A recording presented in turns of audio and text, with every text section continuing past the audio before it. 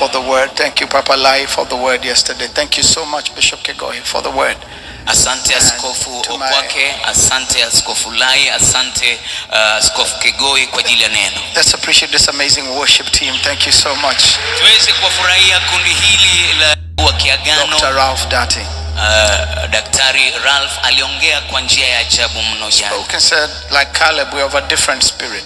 Na kama Kalebu sisi ni wa roho tofauti. I don't know if you've noticed a thread from all the speakers yesterday. The focus seems to be the spirit. Mimi sijui kama umetambua ule mkondo ambao wahubiri wote waliofuata ni kulingana na roho, ni kama waliongea kuhusu roho. I like it when I'm in a gathering where the focus is the Holy Spirit. Ninapenda nikiwa kwenye kusanyiko ambapo mtazamo ni roho. When the focus is the Holy Spirit, we can't go wrong. Wakati mtazamo ni roho, hatuwezi kukosea. So I must follow the same cue. Kwa hivyo lazima nifuate mkondo huo huo. I was in prayer last night on what I would be speaking about and what the Lord wants to share with us.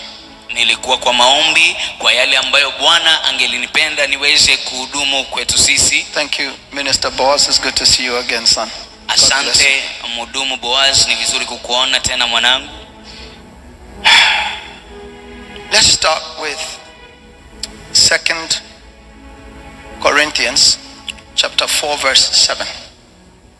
Tuanze na Wakorintho wa pili mlango wa 4 kifungu cha 7.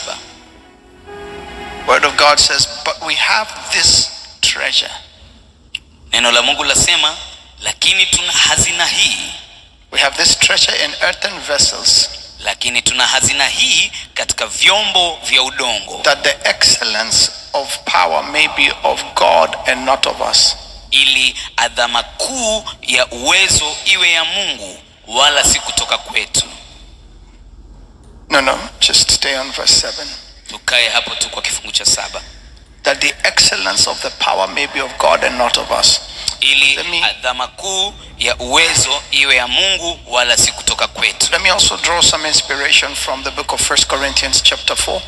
Niweze kuchukua kuhuishwa kutoka kwa Wakorintho wa kwanza mlango wa 4. I'll read from verse 2. Nitasoma kutoka kwa kifungu cha 2. Moreover, can we start from verse 1?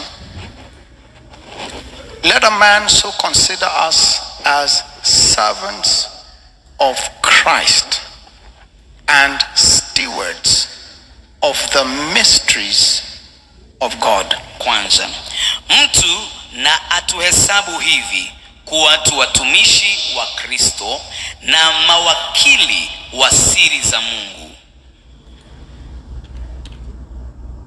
Father, I pray for every word I will share today that your hand will be upon me. Holy Spirit, help me to minister your word with authority and power in Jesus' name. Baba, ninaomba kwamba Roho wako awe juu yangu na unisaidie kuweza kuhudumu kwa nguvu na mamlaka katika jina la Yesu. It says, let a man so account us as of the ministers of Christ, servants of Christ. Inasema na mtu atuhesabu kuwa tu watumishi wa Kristo. And if we are servants of Christ in the line of the Holy Spirit, na kama tu watumishi wa Kristo katika mkondo wa Roho Mtakatifu, gathering us here this way, Mungu kutukusanyisha hapa hivi, there must be a question around the cause of our gathering.